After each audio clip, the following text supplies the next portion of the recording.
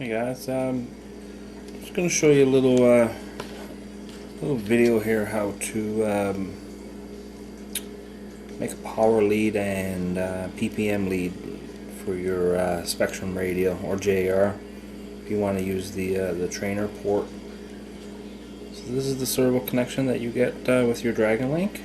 It has a nice little locking clip, and it just comes with 3 leads like so. Okay. This is going to be your PPM, this is your positive, your red, and this is your negative. So what you need, 2.5mm I do believe, jack. Okay, just a regular mono jack is fine. Audio, this is the one I used for my buddy box that I had. It was like a 6-foot length or something. You can get it at any store for $2 or $3. In here, in your wire, if you can see this, a little bit closer, you have 3 wires, okay? This one on the outside is your ground, here is your power, your red, and here the white is your signal. Also, you are going to need a JST plug. Because if you've seen my earlier videos, I have a male JST embedded in the back of my radio, and basically you plug it in, and this needs to be tapped here, and you plug this in too, which basically gets power. I'm going to tie the negative to the negative of this, which is basically making a common ground. So I'm just going to roughly give about 4 or 5 inches is fine. Okay, we'll snip that off. So let's come out. We'll give it 4 inches. Okay, just a little bit to work with. Now, if you had a 9X type radio, if you can see this here, you'll see on the back. I had it here earlier. Has a module, pins, okay, and you can see that basically I've got it screwed in here. I can't really show you, but those pins plug into these pins right here. So basically I've got the same principle. Signal was the top, you skip one, then it was your negative, your positive, and then your negative, I do believe. Some long lines, and you can get these little 5 or 6. I think this one has 5. Yeah, 5 connection servo lead. Just a little bit of a bigger one, but it you can see it fits in there pretty good. That's if you were using another style radio. Okay. Which I do believe comes, one of those plugs comes supplied with your Dragon Link as well. We're just going to spread these open a little bit, our wires here. The reason I actually cut this a little bit longer than I'm going to need, because what I'm going to do is I'm going to strip it back to here so I can get a longer negative connection, and then I'm just going to snip the red, the positive here. Just going to snip that back a little bit because I won't be using it.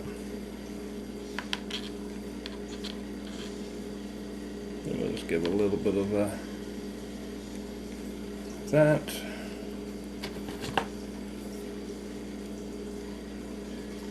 Strip our cables.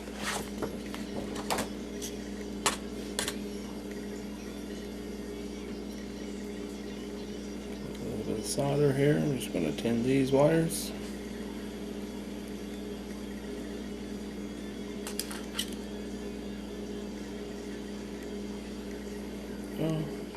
Give it a pull. There we go. You can see this is our positive that we're not going to use.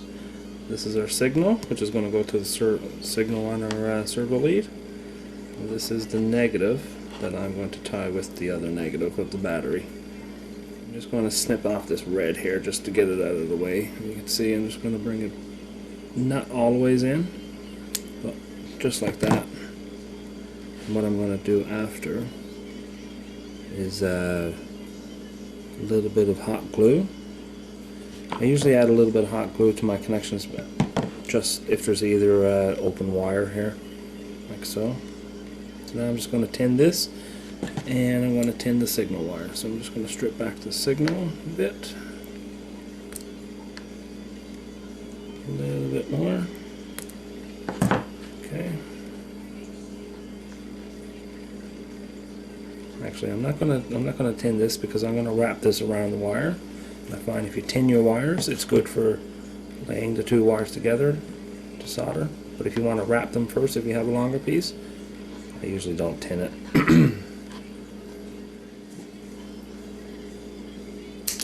Go with that. Should be fine to reach. I'm just going to strip our wires. And we'll just tin these two wires.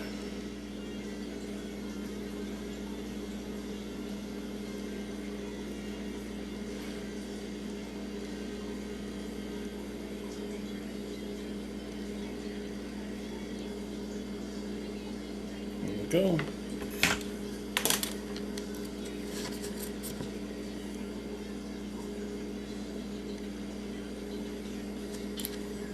Now we need to get our heat shrink, because before we start to solder everything together, you obviously want to have your heat shrink prepared.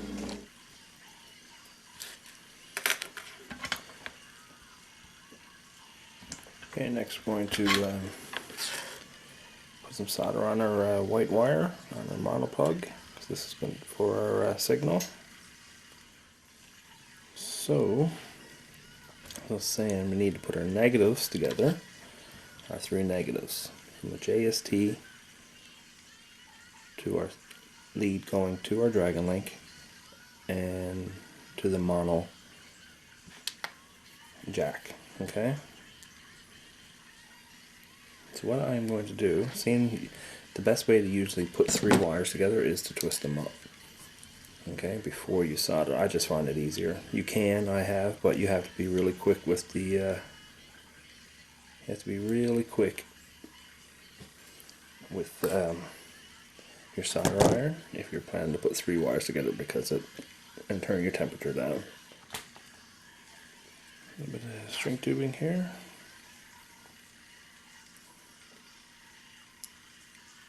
It's going to be fairly long, so I'm going to use a long piece. As I was saying, what I am going to do is twist these two together, and then I'll just tap that one into it. Right, so once I get these two soldered together, so you can easily just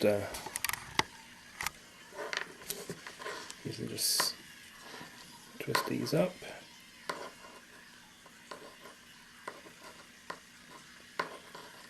It gives a good connection too.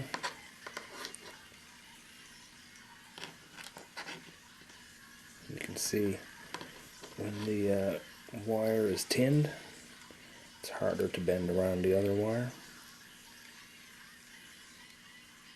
Okay, that looks good.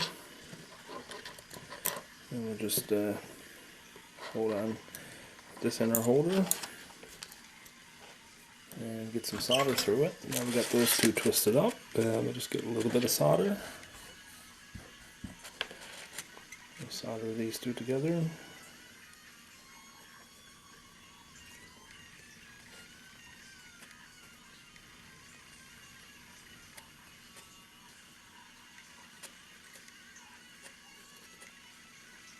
So, nice healthy bead of solder.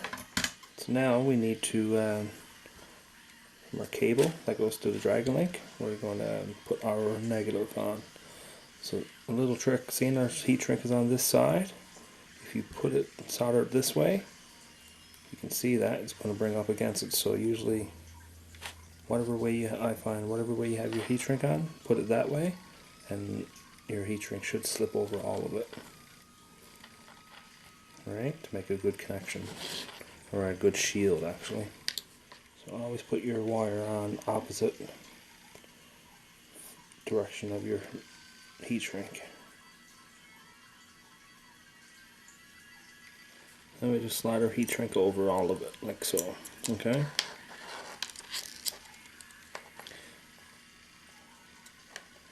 So now what I'm going to do is just bend it up like that. Now you can see a red one needs to go to our other JST right here, and our signal needs to go to our white wire, if you can see that here. Okay, these two need to go together.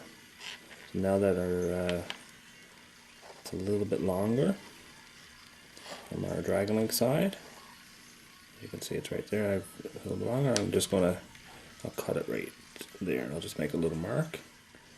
Now we just strip that back just a little bit, a quarter inch or so. Okay. Now get another little piece of shrink tubing. Don't need all of this time. So just cut it in half, should be good.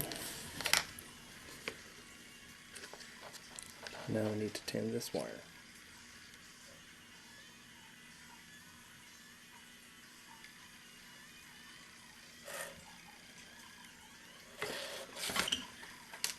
Okay, white needs to go to this together.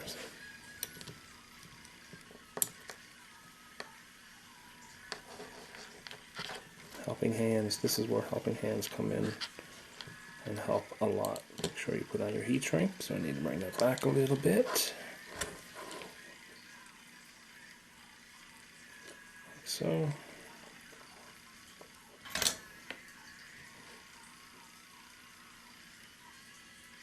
Just makes it a lot easier. So just heat that up. There we go.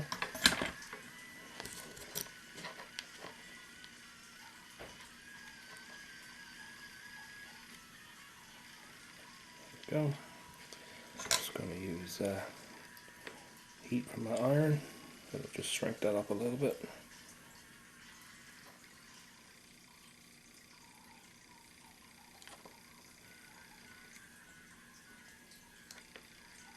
There we go.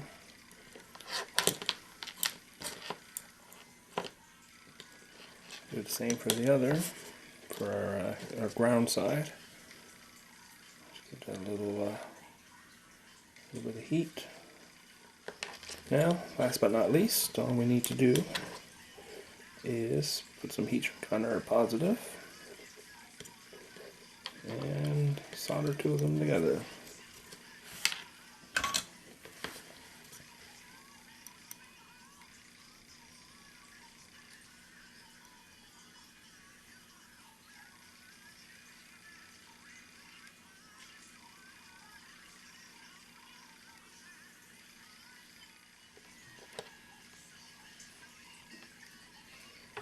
Okay, and like I was saying before, just this is the only one that is not using, and it's an open connection. And you can see my ground that's coming out of the shielding here. After over time, it probably will wear if you're moving it around or whatnot. And I've got this bent back and so on. So what I'm going to do is just put a little bit of hot glue around here. So the hot glue will just take a little bit of the strain off the wires and protect this little connection here. So I don't want that touching. That's why I left a little bit longer, so it's out here versus being in it and touching up against the negative or anything. Just find it just it's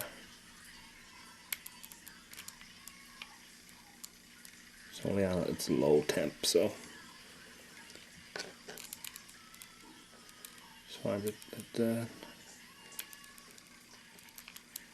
helps a lot to take the strain off the wires as well. especially for something that's going to be moving a lot, like, you know, you're plugging it in and unplugging it, and this will help. You won't even notice.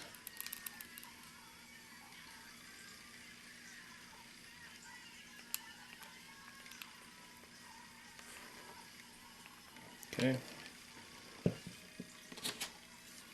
Now we're just going to slide our last bit of heat shrink over this, and should be good to go. Before we go putting any heat shrink, our final bit of heat shrink here now to cover this up, I'm going to do a little continuity test I like to do every time you're doing anything like this, because you a nice bit of money invested in your stuff and you don't want to see any of that magic smoke coming out, do we? So polarity is signal, positive and negative, if I'm not mistaken. Okay, so I got it set to ohms, and you can see it's reading 1, if you can see that. So I'm just going to test signal here. So if you got a bad connection here, you're going to get a false ppm when you plug it in, and you're going to wonder why. So that, and we'll just get it here. Touch our signal and touch our outer pin. You can't see it, but you have to take my word for it. There we go. It zeroes out. And let it go and goes back to 1. So that means there's a good circuit.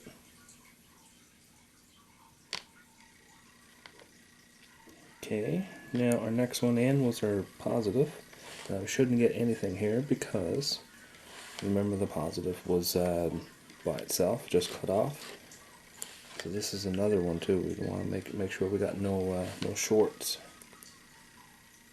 Okay, we touch our center one, and nothing should happen. Nothing will happen on. You can check each one of them. We check our negative to our positive line. Okay, nothing. Check our center one, which is actually the positive, but I know it's not because it's cut. And our ppm and our outer one, nothing. Okay, down to the negative. And we'll check our ppm first. Okay, that's good. Stays at 1, means open circuit. Positive. That's good. And our inside one, it should go to 0. Perfect. You can see that there. I know the wires, cables in the way there, but so now I'm going to do the same thing with the JST just to make sure that the positive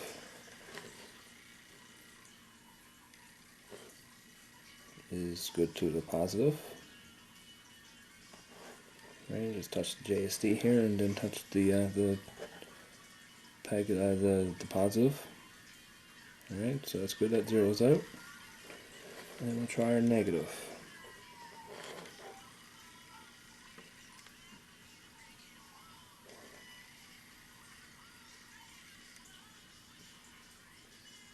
Okay, perfect. Now we're going to go another little test. Go positive to the JST. And just touch it on any one of your pins and nothing should happen, because there is no power fed through. And our negative should, when we touch it on the the bottom, the base, like that, because that is our negative, remember? And nothing on our positive, our center one, and nothing on our signal pole, which is the last one. Okay, that's continuity test, so that just makes sure everything is good.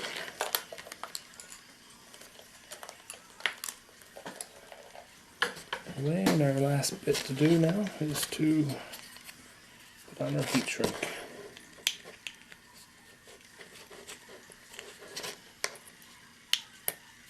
Like I was saying, now the hot glue is stiffened up here a bit. It's this is very stiff now, and takes a lot of the strain off the wires, so that's that's what you need. Okay, now that we got it Got it all wired up, and our hot glue is there to keep the pressure off. We'll just get our heat shrink over. Our heat gun. Pulling a heat gun out of my clutch is always interesting.